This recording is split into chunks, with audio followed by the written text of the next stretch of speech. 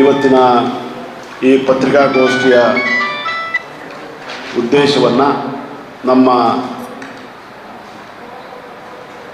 ಮಾತುಗಳನ್ನು ಒಂದು ಹೇಳಿಕೆ ಮೂಲಕ ತಮಗೆ ತಲುಪಿಸಿದ್ದೀವಿ. ಈ ರಾಜ್ಯದಲ್ಲಿ ದಲಿತ ಜನಾಂಗ ಅಂದರೆ 152 SC ST ಜನಾಂಗಗಳ ಸಂಖ್ಯೆ 1.5 ಕೋಟಿಗೂ ಹೆಚ್ಚಿದೆ.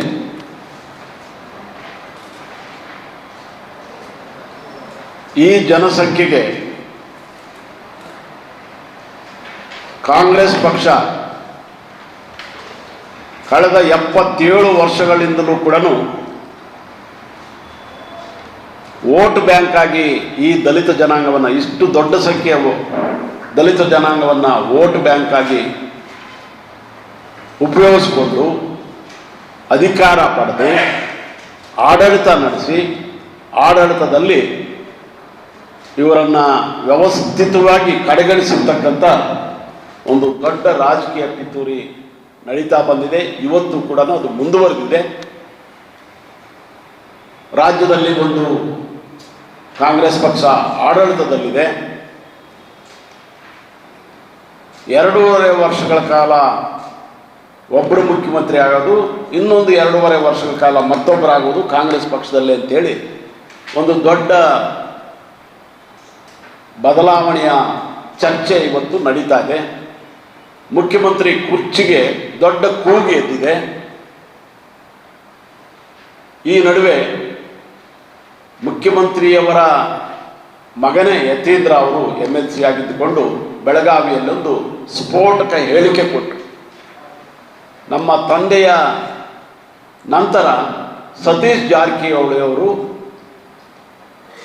ನಮ್ಮ ತಂದೆಯ ಜವಾಬ್ದಾರಿಯನ್ನು ಹೊರ್ತಾರೆ ಅನ್ನೋ ಸ್ಫೋಟಕ ಹೇಳಿಕೆ ಕೊಟ್ಟಾಗ ಅದಕ್ಕೆ ಪ್ರತಿಕ್ರಿಯಿಸಿ ಅವರದೇ ಪಕ್ಷದಲ್ಲಿರ್ತಕ್ಕಂಥ ಅನೇಕ ಮುಖಂಡರುಗಳು ಬೇರೆ ಬೇರೆ ಮಾತಾಡಿದ್ರು. ಅದರಲ್ಲಿ ರಾಮನಗರ DK ಶಿವಕುಮಾರ್ ಏನಿದ್ದಾರೆ, ಅವರ ಪಕ್ಕದ ಕಾನ್ಸ್ಟಿಟ್ಯೂನ್ಸಿಯ ಇಕ್ಬಾಲ್ ಹುಸೇನ್ ಅವರು, ಶಾಸಕರವರು, ಅವರು ಒಂದು ಮಾತು ಹೇಳಿದ್ರು. ಮುಖ್ಯಮಂತ್ರಿ ಬದಲಾವಣೆ ಆಗೋದಿದ್ರೆ ಅದು DK ಶಿವಕುಮಾರೇ ಆಗ್ತಾರಂತೇಳಿ ಹೇಳಿಕೆ ಕೊಟ್ಟರು. ಅದು ಭಾಳ ದೊಡ್ಡ ಚರ್ಚೆಗೆ ಅವಕಾಶ ಆಯಿತು. ಆಗ MB ಪಾಟೀಲ್ ಅವರೊಂದು ಹೇಳಿಕೆ ಕೊಟ್ಟರು. ನಾವು ಕೂಡ ಮುಖ್ಯಮಂತ್ರಿ ಹುದ್ದೆಗೆ ಆಕಾಂಕ್ಷಿಯಾಗಿದ್ದೇವೆ ಮತ್ತು ರಾಜಕೀಯ ಸನ್ಯಾಸಿ ಅಲ್ಲ ಅನ್ನೋ ಮಾತನ್ನು ಹೇಳಿದ್ರು. ಈ ಮಧ್ಯೆ ಸತೀಶ್ ಜಾರಕಿಹೊಳಿ ಅವರು, ಮಹದೇವಪ್ಪ ಅವರು, ಪರಮೇಶ್ವರ್ ಅವರು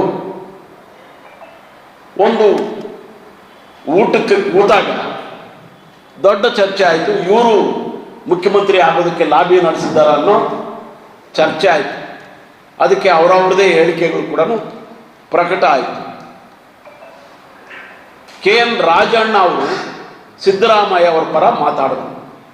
ಇವೆಲ್ಲದರ ಮಧ್ಯೆ ದಲಿತ ಸಂಘಟನೆಗಳು ಭಾಳ ಗಂಭೀರವಾಗಿರ್ತಕ್ಕಂಥ ಈ ಪ್ರತಿಕ್ರಿಯೆಗಳನ್ನು ಪರಿಗಣಿಸಿ ಕಾಂಗ್ರೆಸ್ಸಲ್ಲಿ ಆವತ್ತಿಂದಲೂ ಇವತ್ತಿನವರೆಗೆ ಅಂದಿನ ಬಾಬಾ ಸಾಹೇಬ್ ಅಂಬೇಡ್ಕರ್, ಜಗಜೀವನ್ ರಾಮಿಂದ ಹಿಡಿದು ಇಲ್ಲಿನ ಬಸವಲಿಂಗಪ್ಪ, N ರಾಚಯ್ಯ ಅವರು, T ಚೆನ್ನಯ್ಯ ಅವರು, ಅವರ ಆದಿಯಿಂದಲೂ ಕೂಡ ದಲಿತ ಶಾಸಕರು ಯಾವತ್ತೂ ಕೂಡ ತಮ್ಮ ಹಕ್ಕೊತ್ತಾಯವನ್ನು ಮಂಡಿಸಿಲ್ಲ ಅನ್ನೋ ಅಸಹಾಯಕತೆಯ, ರಾಜಕೀಯ ಅಸಹಾಯಕತೆಯ ಹಿನ್ನೆಲೆಯಲ್ಲಿ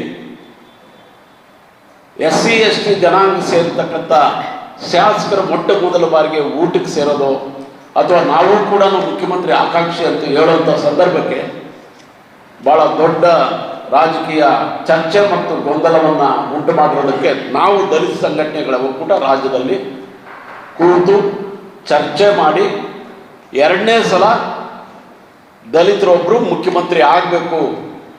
ಯಾಕಂತ ಹೇಳಿದ್ರೆ BJP ಆಗಲಿ JDS ಆಗಲಿ ದಲಿತರ ಓಟನ್ನು ನಂಬಿ ಅಧಿಕಾರಕ್ಕೆ ಬರ್ತಾ ಇಲ್ಲ. ಕಾಂಗ್ರೆಸ್ ಯಾವತ್ತೂ ಕೂಡ ಎಲ್ಲೆಲ್ಲಿ ಸೋತಿದೆಯೋ ಅದು ದಲಿತರು ಓಟ್ ಹಾಕದೇ ಇರೋವಾಗ ಅವರು ಸೋತಿರೋವಂಥದ್ದು.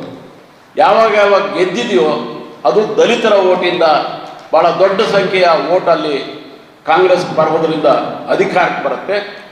ಇದನ್ನೆಲ್ಲ ಪರಿಗಣಿಸಿ ನಾವು ಇವತ್ತು ಒಂದು ತೀರ್ಮಾನಕ್ಕೆ ಬಂದು ರಾಜ್ಯದಲ್ಲಿ 2.5 ವರ್ಷಗಳ ಕಾಲ ಸಿದ್ದರಾಮಯ್ಯ ಅವರು 2ನೇ ಸಲ 3ನೇ ಸಲ ಮುಖ್ಯಮಂತ್ರಿ ಆಗ್ತಾ ಇದ್ದಾರೆ. D K Shivakumar KPCC president ಆಗಿದ್ದುಕೊಂಡು ಈ 2.5 ವರ್ಷಗಳ ಕಾಲ ತಾನಾಗಬೇಕು ಅಂತೇಳಿ ನಡೆಸ್ತಾ ಇರ್ತಕ್ಕಂಥ ಲಾಬಿ ಈ ಮಧ್ಯದಲ್ಲಿ ಮಲ್ಲಿಕಾರ್ಜುನ್ ಖರ್ಗೆ ಅವರು ಮುಖ್ಯಮಂತ್ರಿ ಆದರೆ ಕಾಂಗ್ರೆಸ್ಸಲ್ಲೇ ಯಾರು ತಕರಾರು ಇಲ್ಲ, ಹೈಕಮಾಂಡ್ದು ತಕರಾರು ಇಲ್ಲ.